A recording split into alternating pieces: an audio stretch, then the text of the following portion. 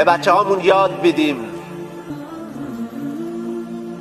آینده رو در افقی خیلی وسیع ببینند، کوچک نبینند.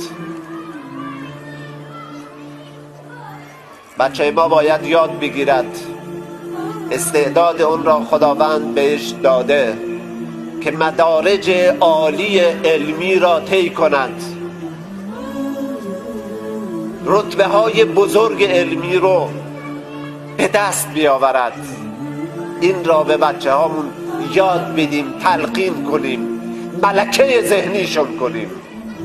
خود را کم نبینند، خود را ضعیف نبینند. گاهن بعضی از ماها به خطا میریم،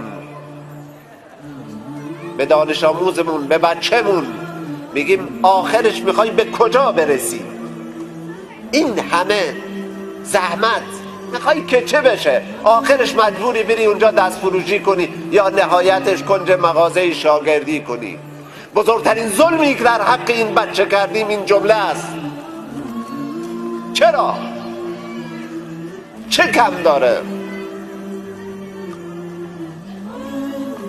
اگر چیزی کم داشته باشه حامیست، مشوقه، و اونم شمایی.